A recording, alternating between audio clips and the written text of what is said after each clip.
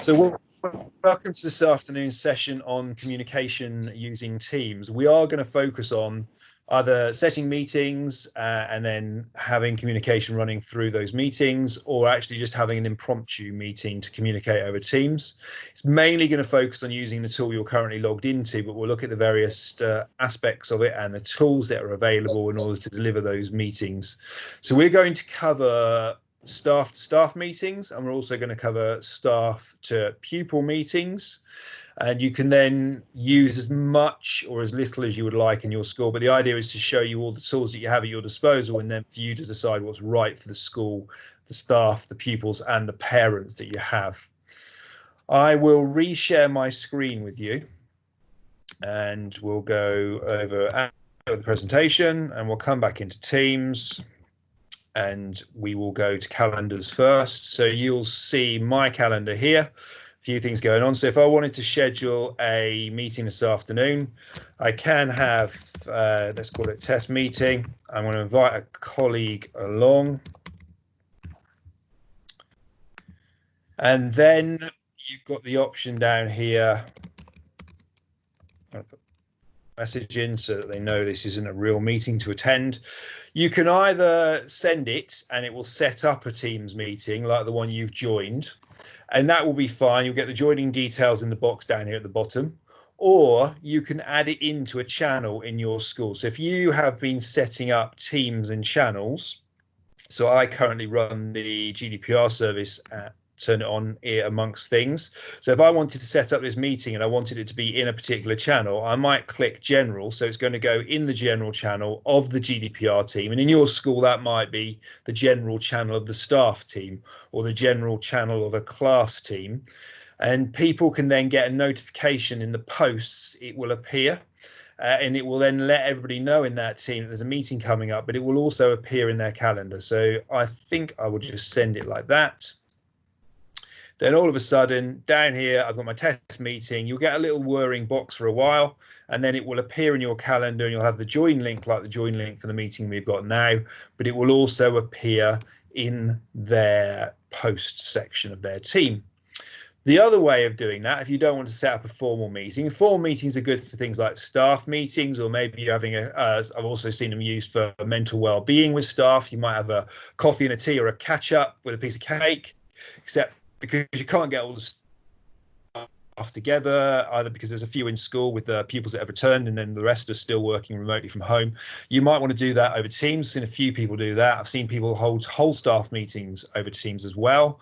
But the other element could be that you've got half your class, you've got 15 pupils in your bubble and they've returned into class. And if your school uses it, you could run the lesson or a lesson a day over Teams. So the 15 pupils that aren't physically in the lesson could get the calendar invite in their calendar, and then they could join in and they could see what's going on. But they're joining the teacher, they're not seeing the other pupils. So for safeguarding reasons and e-safety, they're not seeing the other pupils in the class. They're looking at the teacher and they see the board behind the teacher, but they feel part of the classroom as well. So there's different ways that you could use it. Another way that you can have a call is to use the Meet Now feature. So if you press it, you will end up, and I'm in a meeting, you give your meeting a name. So it might be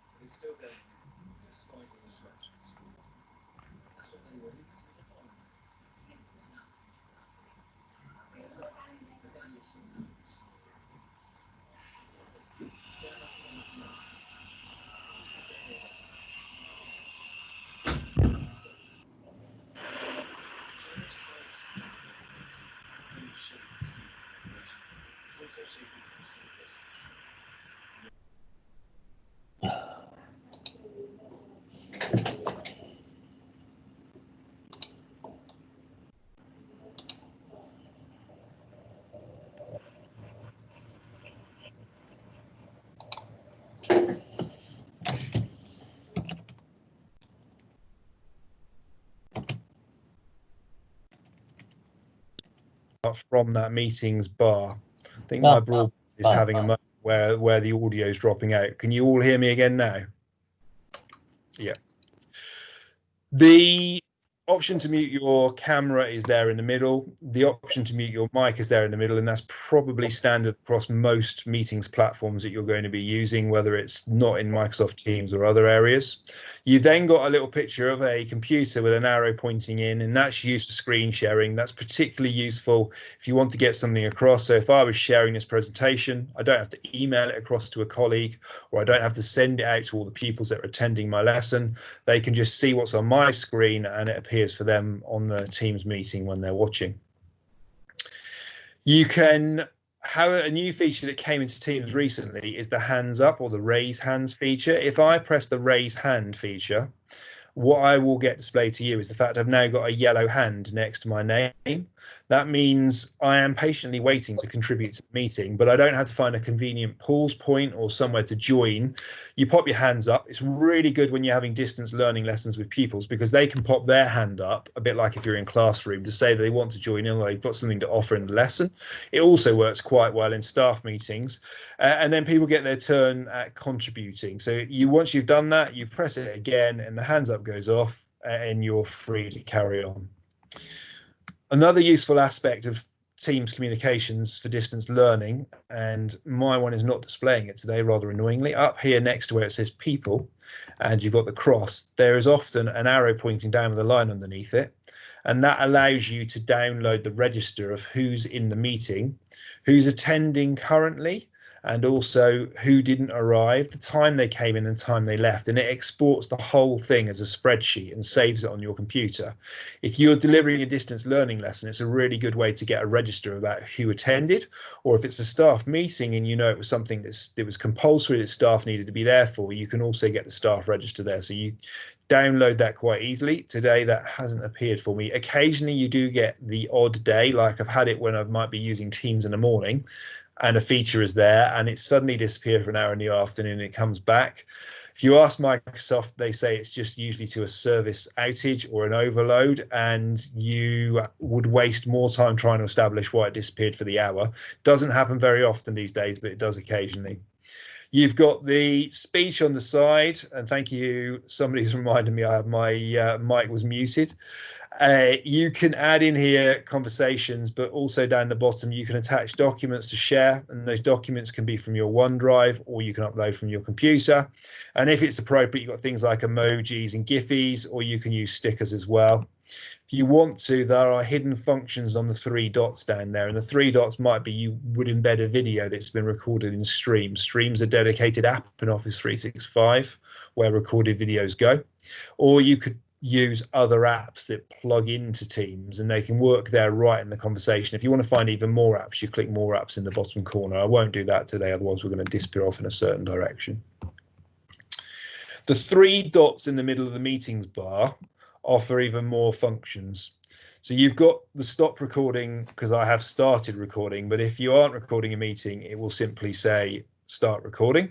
You just need to, as courtesy, let people know you're recording the meeting. But as you can see from the bar across the top, you will also have a warning for all people in there that the meeting is being recorded. So everybody is aware that they're being recorded, but you should inform them as well. You can turn off incoming video using the button at the bottom there. That was a fairly recent addition, and it works quite well just to get rid of videos.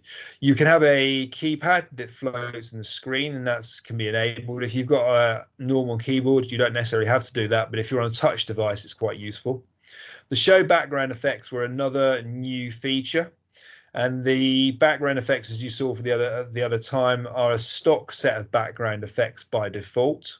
And you've got all of the ones that are for professional use, maybe with staff meetings, or if you're speaking with somebody external to the school, or you're discussing with a parent. Then you've got some fun ones if you're delivering a Minecraft lesson or themed environments. So you might say there's a valley there, and you're going to put yourself in that valley if it applies. It will do in a minute. The other ones down the bottom here, you'll see that I've got some custom ones that I've put in, such as I've got some of the TARDIS, and I've got some of TV's backgrounds.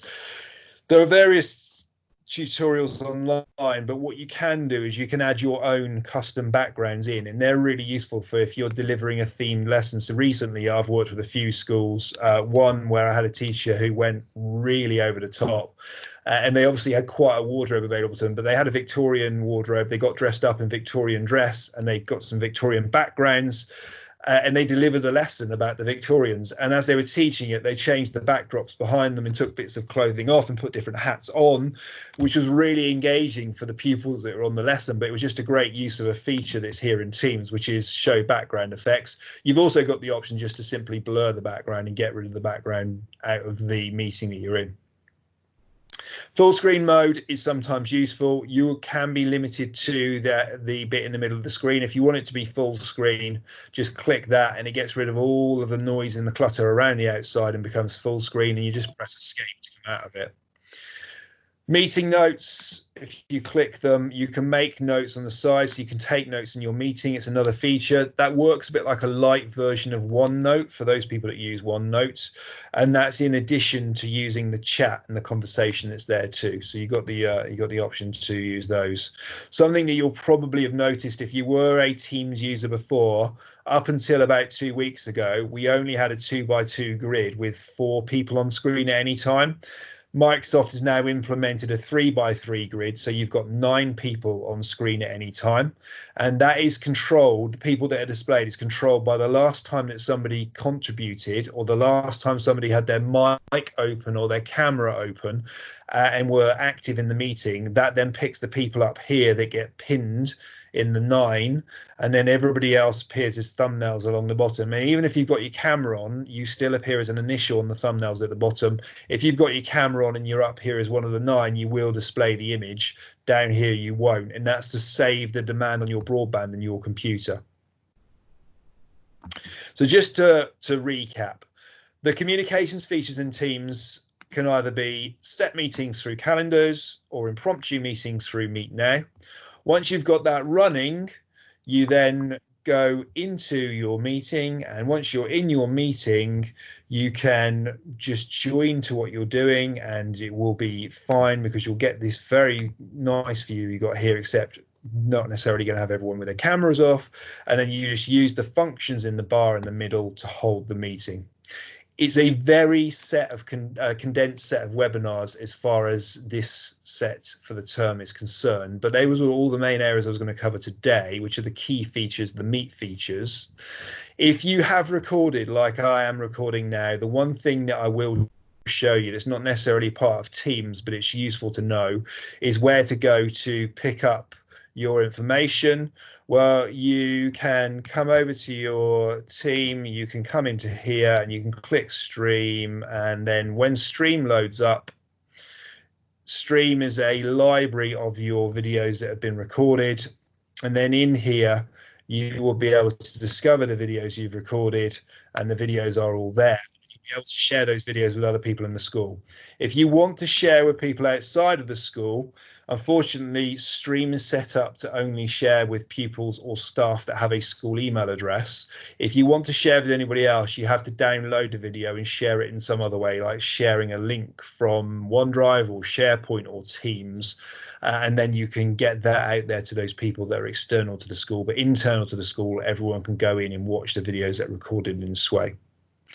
I haven't got any more areas that I'm going to show you this afternoon, but what I am happy to do is take any questions. So if anybody wants to unmute a mic or open up their camera and ask me something, I will do my best to answer your questions.